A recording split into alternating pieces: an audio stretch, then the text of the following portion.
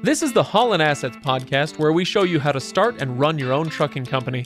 Ever wanted to go out on your own? Follow Chris as he goes through the highs and lows of running on his own authority.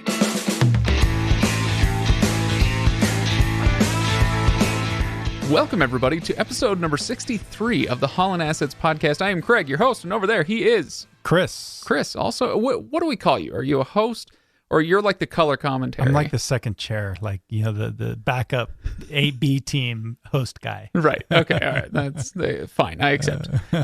This is episode number 63. Like I said, today we're going to be talking about not succumbing to temptation. So welcome back to Chris's Sunday school class here on Haulin Assets. I'm sure it's going to get very hopefully interesting. We're not going to get too churchy in this one. Yeah. No, but Chris, before we get started on the topic at hand for today, what do you want to talk about from this week? What's going on? Well, you know, this is a fun, interesting week. It's a week ago today, as we're recording this, that the election happened. And you get a sick definition of fun then. Yeah, well, you know, it's been an interesting week. We'll put it that way for sure. Still, you know, most places have called the election for Biden, but you know, I don't think it ain't over till the fat lady sings, I guess, as they would say. And right.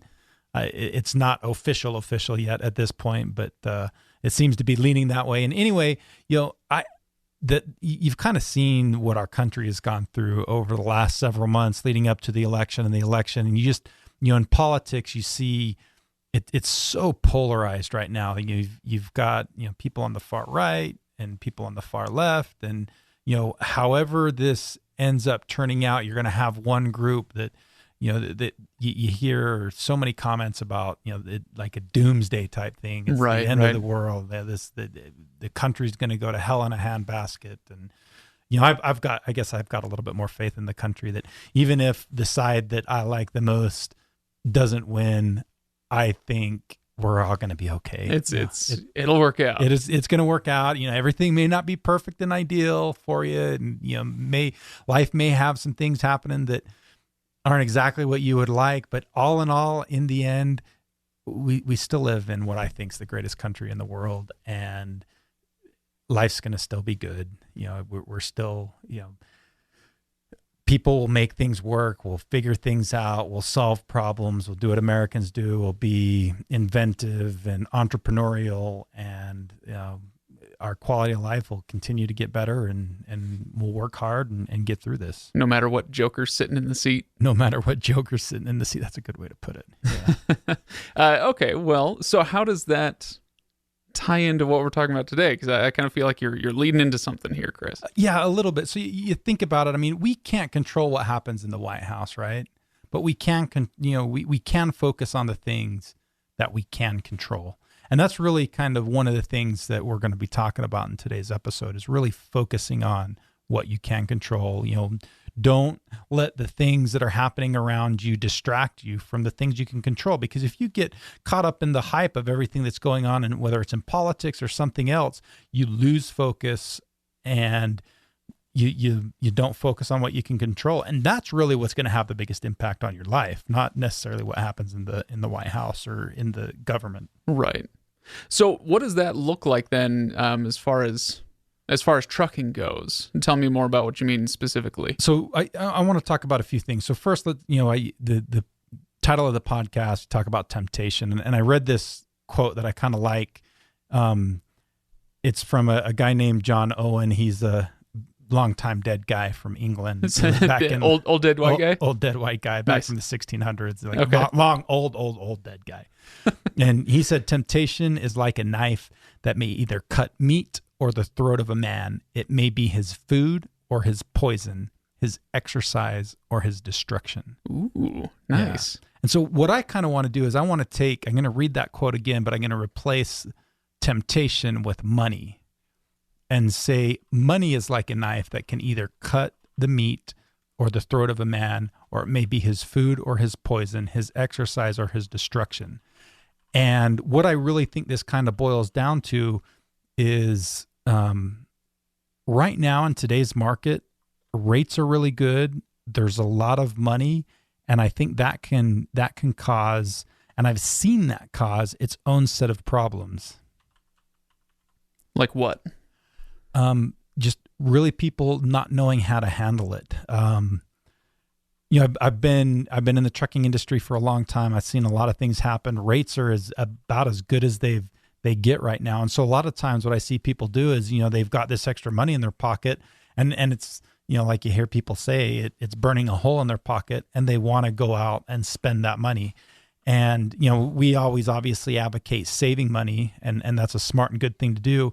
But, there's also times to spend it. And so when you've got that extra money, what do you do with it? And that's what I want to talk about today, is because how you spend that money is going to, determine to a great extent your future. You can control how you spend that money, and you can spend it in a way that's going to limit your future, or you can spend it in a way that's going to open other possibilities up in the future. This is it's the whole make your money work for you kind of idea, right? For you instead of against you. It can work against you if you don't use it smartly and if you don't use it right. Okay. And so that's what, really I want to talk about, just kind of being smart. If you've been able to take advantage of those good rates and you've made a little bit of extra money over the last 3 or 4 months, and it's probably, I anticipate the good rates that we're seeing right now continuing through the end of the year, through that fourth quarter. So you should have a good solid 6 months of making really good money. And if that continues into next year, nobody knows. Nobody's got a crystal ball, but I'm pretty confident it's going to be a pretty good, second half of 2020. Yeah. You've talked often about how Q4 of each year tends to, skew a little better on rates. And so it's, while nothing is ever certain in life, but death and taxes, you can at least place a pretty good bet, right, on that continuing this year.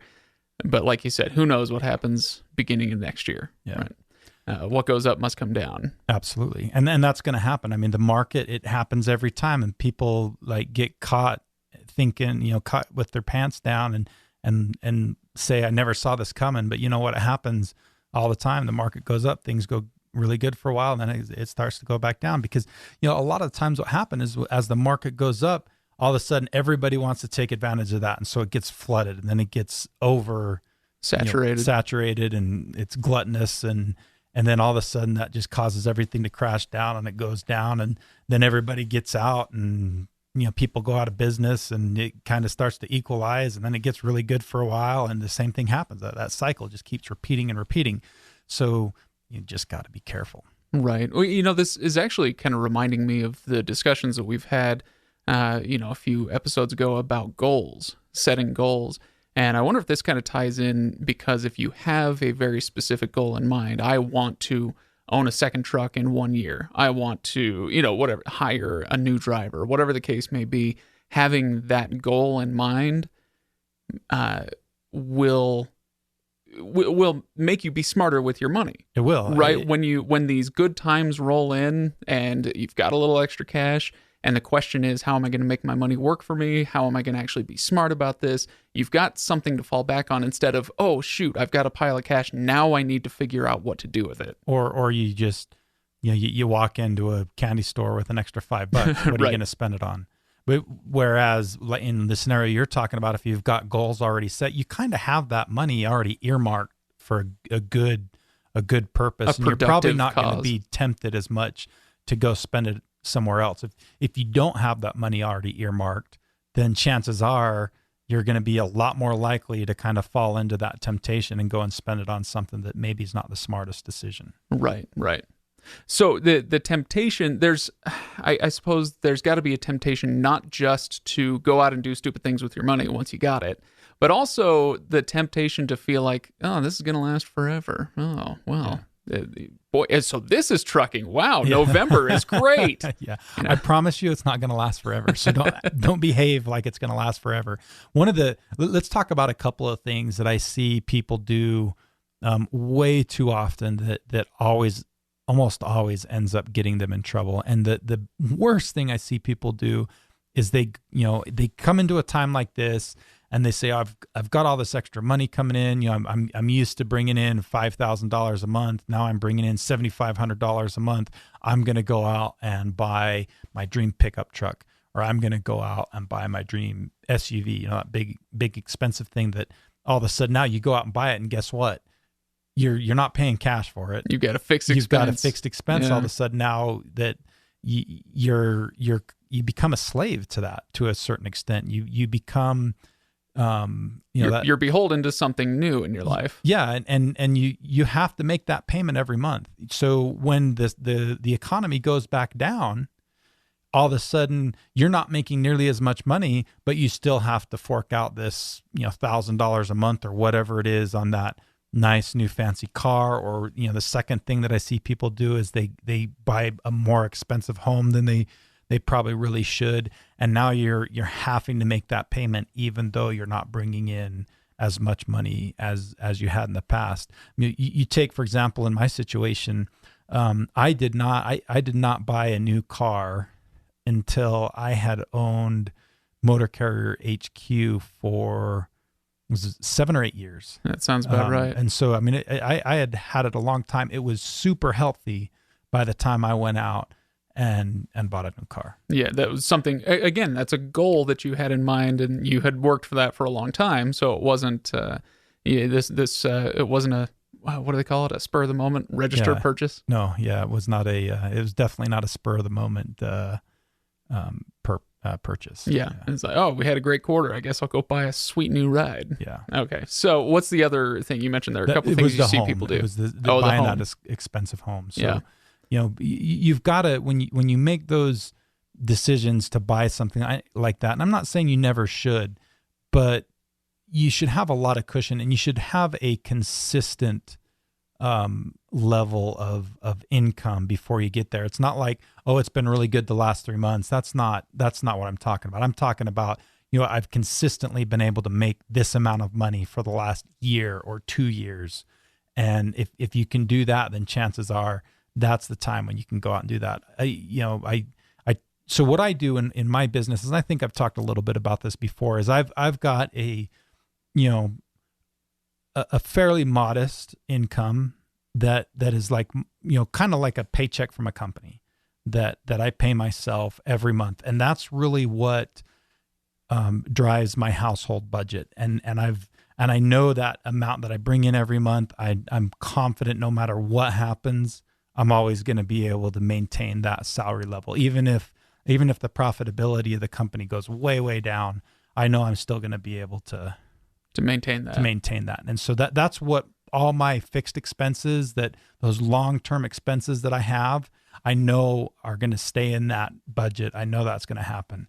And then, the extra money that I end up making, whether I look at it on a monthly or quarterly or annual basis, that money goes in and buys maybe the more frivolous things like the vacations, or, that's what I put towards a car or a newer, fancier car, or those kind of things. And because that fluctuates a lot more. And, if that money goes away, that's fine. I can live within that budget that I've already created. And so that's one of the things that I really recommend everybody do, is just, be careful about, not tying a fixed expense to a fluctuating market of your income that happens because of a fluctuating market. Because what's good today, it's going to change, and you're not always going to get that money. And so you need to be careful and don't tie that money to something that is going to last for a long period of time. Is there any danger in being extravagant, the way that you're talking about being extravagant with your personal expenses? Can you be extravagant with the business itself? And is that a possible pitfall if things are going too well? Yeah, it is. You can do the same thing with the business. And so, and that's another one of the areas, just, spending extra money in the business is not always necessarily the right thing to do either. Because the same thing can happen if you say right now, everything's really good. I'm able to bring in $5,000 a month per truck. So just add more trucks, right? And more right. money coming in, right? Well, it doesn't really work that way. You may be able to maintain things okay while things are really good, but eventually things are gonna level out and things are gonna get a little bit harder. And if you've added more trucks than you can, keep drivers for, then you can make payments on, then you're going to get into a world of hurt, especially if you can't, it gets to a point where you're not able to find freight. So you really have to be careful with that. Usually one of the things that I kind of recommend, like if you're in this good time now, you've got a little bit more of a nest egg, you think you're ready to add one truck. If you look at it and look at it objectively, and you're like, okay, I think I can probably afford to add one truck. You may not want to add any. If you look at it and you say, I think I could afford to add 2 trucks. Well, just add one. Maybe one. Give yourself a little bit of cushion. And just, do that kind of methodically and be careful about it. And when you're buying that equipment, just be careful about what kind of equipment you get. If you go out and buy a brand new truck that's going to be a $3,000 a month payment, are you confident you're going to be able to make that payment even if, let's say, your revenue drops by 20%? And if you feel confident that you can do that, then maybe, it's okay to buy that more expensive truck. But if you're in good times like we are right now, and it's going to be even close to tight on making payments, as soon as the market goes soft or the market downturns, you're going to really struggle. So make sure even with that new truck or whatever that you buy, make sure you've got plenty of cushion in this kind of a market, because that cushion's going to shrink at some point. Right. Yeah. Like I said earlier, what goes up must come down. And so be careful now while things are good, so that you're comfortable when things aren't quite as good. Because it's going to happen. It always does. Yeah. Markets go up, markets go down. Freight rates go up, freight rates go down. The amount of freight hauled goes up, it goes down. Let me ask you a question, actually. How much, if somebody has been an employee driver for 2 years, 5 years, 10 years, whatever, they've been an employee driver, how much does that employee know about those freight rate fluctuations? Does that person have a handle on, okay, this load isn't making the company much money, or do they not get told? In most situations, they don't know. They don't know what the company's They're just paid driving. All that. They know what they're getting paid per mile, and that's it. So that's interesting. It could be a whole new world of stress it is, and reward opened up to the owner operator. It is, yeah. You never know. I mean, the rates change, and if you're just stepping into it right now for the first time, if you're a brand new owner operator today, the end of 2020, rates are really good. Know that they're not going to stay this way forever. Right. And just no matter what happens, you should be able to adjust for that. I mean, you should be able to anticipate things going down. Again, if you're just jumping in or thinking about jumping in right now, don't look at what rates are today and say, hey, look, Chris is making $20,000+ a month in revenue, bringing in on average $5,000 a month in net income. I think if I get something similar to him, I can afford a $3,000 truck payment a month. Well, you may want to rethink that and just, pull that back a little bit and just be extra conservative with everything. Don't go all out. Be conservative. Yeah. Well, you've given us quite a lot of downer stuff, Chris. Here, it's great now, but don't worry, the world sucks and it'll suck again soon. But I want to turn it around on you and say that this same principle applies the other way as well. As much of a temptation as it can be to, overspend and eat, drink, and be merry, because I just got a pile of cash in November, December.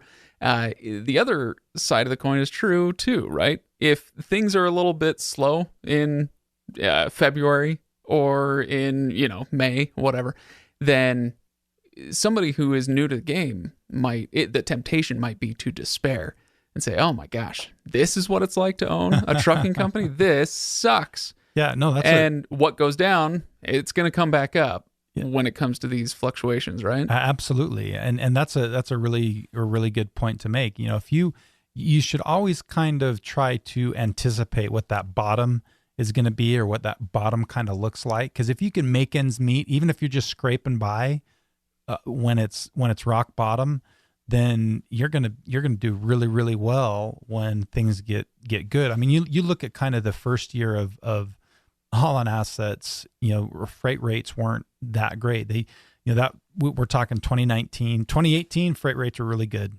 We got into it in 2019, freight rates kind of not so much. Not so good.